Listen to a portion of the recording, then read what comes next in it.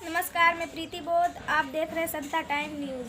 कहता है ये मैंने आरक्षण से नहीं खरीदा है। रे मूर्ख, तेरा तो सदियों से आरक्षण चल रहा था। तू तो भीख मांग के खाने वाला था।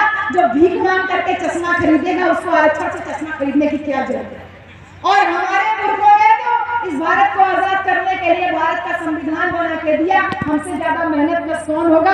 ये चश्मा जो हम लगाते हैं ये अपनी मेहनत से लगाते हैं। हमें तुम्हारे जैसे भीख मांगों की जरूरत नहीं। तमाम ऐसे लोग जो केवल भीख मांगते थे, कटोरा थाम के घूमते थे, जिन लोगों ने आपको हमको हमेशा मूर्ख बना करके रखा, इन मूर्खों को जवाब दिया नेताजी जैसे नेता ने, माननीय मुलायम सिंह यादव जैसे नेता ने। इन मूर्खों को जवाब दिया हमारे मान्यवर कांशीराम साहब जैसे नेता ने। इसीलिए उस दौर में राजनीति में नाम चला था, मिले मुलायम कांशीराम, हवा में उड़ गए जय श्री राम। कितना बड़ा बुलंद आवाज रही होगी बहुजन समाज की। तो ये लगातार जागरूकता के कार्यक्रम बहन जी चलते रहने हैं। आपको इस भय से मुक्त होना है कि कोई ईश्वर, कोई भगवान, कोई अल्लाह, कोई खुदा, कोई गॉड आपका बचाव करने नहीं आएगा। आपकी जमीन छीनी जाएगी, आपकी बेटी की इज्जत के साथ अगर खिलवाड़ होगा या आपके साथ कोई मारपीट होगी, दुर्व्यवहार होगा, तो मैं बहुत सम्मान से नाम लेती हूँ कि जो यहाँ पुलिस प्रशासन के लोग बैठे हैं ये भी भारत के संविधान की रक्षा के लिए यहाँ पर मौजूद है। वही संविधान आपकी रक्षा के लिए आएगा, कोई दूसरा भगवान आपके लिए रक्षा के लिए चल के नहीं आएगा। इसलिए मैं आपसे यही कहती हूँ कि इस विशाल समाज को जागरूक करना अकेले मेरे बस की बात नहीं। हम पति पत्नी ने अपना पूरा घर त्याग दिया। इसीलिए मेरे पापा को जब भी, मतलब पति के पापा को जब भी हम लोगों से मिलना होता है तो वो बेचारे इसी तरीके के किसी कार्यक्रम का इंतजार करते हैं। हम लोग साल भर हो जाता है अपने माँ बाप का मुँह नहीं देखने को पाते। जब कार्यक्रम होता है तो पापा मम्मी और जो उनका पति का छोटा भाई है वो भी आया हुआ है। हम ये पूरा परिवार हम लोग कार्यक्रमों के दौरान ही एक दूसरे से मिल लेते हैं, बात कर लेते हैं घंटा 2 घंटा, और उसके बाद कार्यक्रम समाप्त होता है। पापा मम्मी अपने रास्ते और हम वापस अपने समाज में आपके बीच में। लेकिन जो इतना बड़ा समाज है इसको मैं अकेले अपने दम पे नहीं जागरूक कर सकती। या इसको मैं चाहूँ कि ये जो छोटा पटाखा हम तैयार कर रहे हैं, ये प्रिया ये बीए कर चुकी है, एमए कर रही है, बीएड कर चुकी है, इसके साथ साथ तमाम कंपटीशन की तैयारी कर रही है। लेकिन फिर भी देखिए जब भी समाज की बात आ रही है तो ये अम्बेडकर नगर से भाग के आई। हमने कहा कि ये कार्यक्रम हम चाह रहे हैं कि महिलाओं की भागीदारी ज्यादा से ज्यादा हो। इसलिए प्रिया जो है एक देखने में भली छोटी है, आपको लगता होगा हाई स्कूल पढ़ती हो, लेकिन ये बीएड कर चुकी है, एमए कर रही है। तो इस प्रिया को हम तैयार कर रहे हैं। लेकिन अकेले प्रिया के भी बस की बात नहीं, अकेले सावित्री जी के भी बस की बात नहीं, अकेले आप इटौरी की महिलाओं और चौका की औरतें और आप सबके बस की बात नहीं। इसीलिए हमने ये सोचा कि हम अकेले अपने समाज को जागरूक नहीं कर सकते, इसको हम संगठन के माध्यम से ही किया जा सकता। इसीलिए हमें कोई नया संगठन बनाने की जरूरत नहीं थी, लेकिन हमें एक प्लेटफॉर्म देना था अपने समाज को शक्ति का एहसास कराने के लिए। अगर हम इस शक्ति का एहसास नहीं करवाते, ये प्लेटफॉर्म नहीं बनाते, तो मैं ये मान के चल रही हूँ कि वो तमाम संगठन जो हमारे बच्चों को बरगला रहे हैं, कहते हैं कि खाली मूंछों पे ताव दीजिए, ग्रेट चमार बोलिए, खाली नीला गमछा ओढ़ करके खाली इधर उधर क्रांति करते फिरिए, तमाम मुकदमे हमारे बच्चों के ऊपर जो लग जा रहे हैं, जिम्मेदारी हमारे जैसे लोगों की ही है कि अपने समाज को ऐसे लोगों से भी बचा करके रखें। इसलिए हम ये बहुजन शक्ति आपके बीच में लेकर के आए हैं, क्योंकि बुद्ध ने यही कहा था, बुद्धम शरणं गच्छामि, धम्मं शरणं गच्छामि, संघं शरणं गच्छामि। संघ की शरण में आइए, अपनी शक्ति को पहचानिए। बाबा साहब ने कहा शिक्षित हो, संगठित रहो, संघर्ष करो। संगठित रहने पे बाबा साहब ने जोर दिया, और साहब कांशीराम ने भी इस बात को कहा कि ब्राह्मण की बोली से,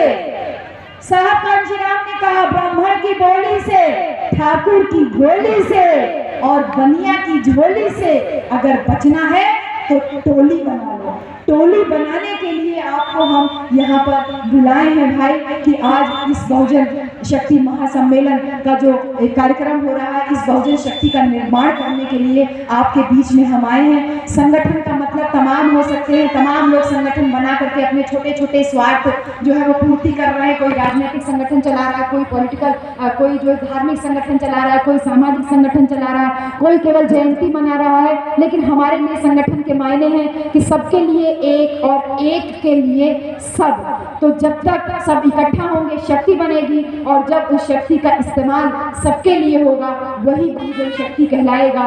और बहुजन शक्ति का उद्देश्य केवल राजनीतिक जागरूकता नहीं लाना, बल्कि ये सुनिश्चित करना है कि जागरूकता का क्या परिणाम है, हमारे काम करने से क्या समाज में जागृति का क्या लेवल पहुंच रहा है, उसका क्या परिणाम हो रहा है, क्या हमारी माताएं बहनें, क्या हमारी युवा बच्चियां वो धागे से आजाद हो पा रही हैं, जिसके लिए साहब कांशीराम ने कहा था मिटा दो मनुवाद की सब निशानियां।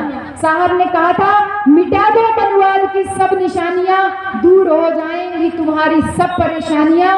अरे हाथों में बंधा ये गुलामी का धागा तोड़ दो, और अगर चाहते हो मान सम्मान से जीना तो माथे पे टीका और गले में भगवा गमछा बांधना छोड़ दो।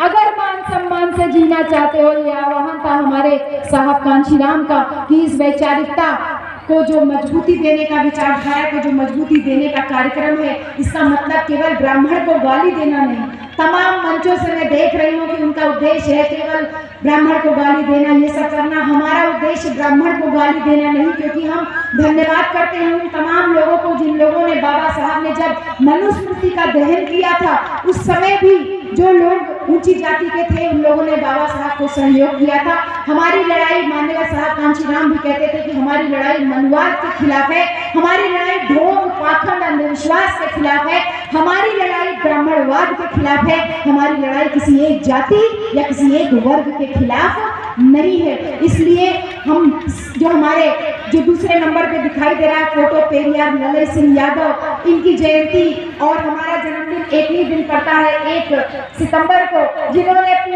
पूरे समाज की जो बुराई थी उसको दूर करने में अपनी पूरी जिंदगी लगा ली। और पेरियार ललई सिंह यादव की जयंती जब हम लोग गांव-गांव में घूम करके मना रहे थे तो हम लोगों ने टारगेट किया था कि ये महाराजगंज के आसपास गोपालपुर विधानसभा में जितने भी यादव बस्तियां हैं वहां पे हम ललई यादव का फोटो लेकर के घूम करके हम लोग यात्रा निकाले थे और खूब सारे नारे लगा के गीत बजा रहे थे। तो मुझे बहुत एक दिन उस यात्रा के दौरान एक बहुत ऐसा वाकया हुआ बहन जी, यही पास के जौने के जवारा क्षेत्र में हम यात्रा लेके घूमत रहनी तो कुछ यादव लोग हम लोगों को रोके और कहे लागत है आपकी दाई बसपा वाले पगलाए गए हैं, ये कमला यादव के टिकट ना दिए, आपकी ललई यादव के लागत पे टिकट दिए।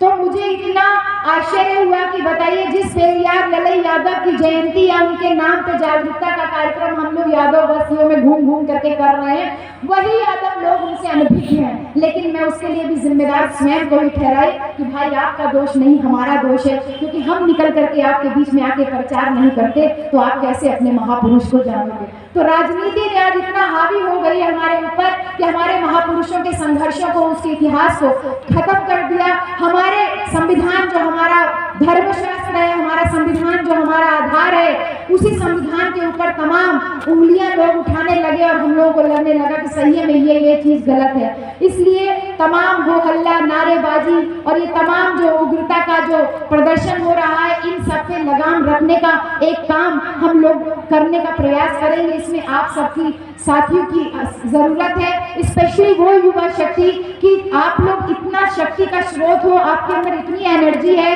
कि उत्तेजना होना स्वाभाविक है, नारेबाजी करना स्वाभाविक है। लेकिन इसके बावजूद मैं यही विनती करूंगी कि ये समय आपके पढ़ने का है, शक्ति को नष्ट मत कीजिए, अपने पांव पे खड़े हो जाइए। मैं आपका परिचय कराती हूँ। आज से करीब 8 साल पहले मुझसे एक लड़की से मुलाकात हुई थी प्रतापगढ़ में, ढकवा में। वो लड़की इंटर में पढ़ रही थी। उस समय मुझसे बोलती है कि मैडम मैं आपकी बातों से बहुत प्रभावित हूँ और मैं आपके साथ ही समाज का काम करने के लिए निकलना चाहती हूँ। हमने जब उससे पूछा तो पता चला वो इंटर में पढ़ती है। मैंने कहा बेटा अभी आप इंटर में पढ़ रहे हो, आप इंटर करो, बीए करो, एमए करो, अपने पाँव पे खड़े हो।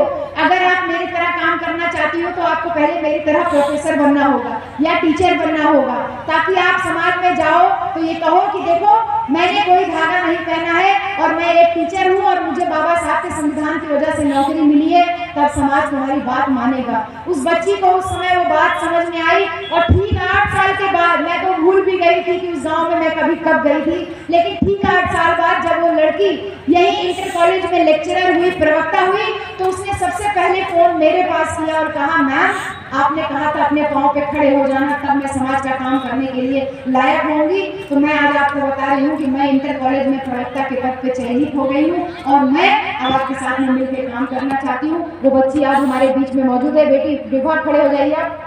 देखिए वो जो इंटर में अपना सब कुछ छोड़ करके समाज के बीच में काम करना चाहती थी, लेकिन आज अपने पाँव पे खड़ी है और देखिए पूरी दमखम के साथ में यहाँ अपनी माँ के साथ में मौजूद है। मैं ऐसी बेटियां बनाना चाहती हूँ, बैठ जाइए बेटा, ऐसी बेटियां बनाना चाहती हूँ, ऐसा समाज बनाना चाहती हूँ। अगर मैं उसको इस समय लेकर के अपने साथ निकल गई होती तो शायद ये कभी लेक्चरर नहीं बन पाती। आज ये समाज में एक आइकॉन है अपने गांव देहात लोगों के बीच में कि इनके चाचा आज तक तैयारी कर रहे हैं, चाचा लेक्चरर नहीं हो पाए, लेकिन भतीजी गुरु गुड़ी रह गया, चेला 70 हो गया। भतीजे चाचा का सिलेक्शन नहीं हुआ, लेकिन भतीजी जो है इंटर कॉलेज में प्रवक्ता हो गई। यही चाह रहे हैं हम कि हमारे युवा साथी अपने पाँव पे खड़े हो। आप अपनी शक्ति को बेकार मत जाने दीजिए। ये सामाजिक न्याय की लड़ाई बहुत लंबी लड़ाई है, 1 दिन 2 दिन की नहीं है। और अगर हम चाहते हैं कि इस लड़ाई में हम सब कामयाब हो तो हम सबको मिलकर काम करना है। फुले पेरियार, शाहू जी महाराज, जो तमाम बहुजन महापुरुषों ने जो आंदोलन किया, वो सब समाज को परिवर्तन करने का काम किया। किसी ने भी आपको आंदोलन की आग में नहीं झोंका। इसलिए अगर विचार कमजोर पड़ रहे हैं तो तभी उग्रता की जरूरत है। हम ये नहीं कहते कि आप धरना प्रदर्शन मत कीजिए, उग्रता मत दिखाइए, लेकिन विचार कमजोर पड़ेंगे तब उग्रता की जरूरत पड़ती है। लेकिन वैचारिक रूप से हमारे साहब कांशीराम, हमारे बाबा साहब, हमारे महापुरुष हम सबको इतना मजबूत करके गए कि उनके नाम से ही एक नई विचारधारा उत्पन्न हो गई, जिसको कहते हैं अम्बेडकरवाद, जिसको कहते हैं बुद्धवाद। और इन पॉलिटिकल पार्टी तथा कथित जो मनुवादी पार्टी है, इनकी तो नींदें उठी हुई है कि उत्तर प्रदेश में किस प्रकार की राजनीति कांशीराम कर रहा है कि पता ही नहीं चलता कि बारी बारी से इन्हीं दोनों लोगों की कभी हाथी की कभी साइकिल की सरकार बन रही है। इसलिए मैं आह्वान करती हूँ कि ये जनता की जिस सामाजिक और राजनीतिक क्रांति का, वैचारिक क्रांति को साहब कांशीराम ने जन्म दिया, साइलेंट रेवोल्यूशन का नाम दिया। साहब ने कभी नहीं कहा कि चलो धरना दो, साहब ने कभी नहीं कहा कि अपने ऊपर मुकदमे ला दो। साहब ने जिस साइलेंट रेवोल्यूशन का काम किया, वो साइलेंट रेवोल्यूशन वापस आप लोग खड़ा कर सकते हो मेरे भाई। हम एक कदम आगे बढ़ा रहे हैं, आपको हमारा साथ देना है कि हम साहब कांशीराम के उस मिशन मूवमेंट को वापस तैयार कर सके। इसी के लिए हम स्वयं एक कार्यकर्ता हैं। आप देखते हैं कि मैं कभी भी मंच पे नहीं बैठती हूँ।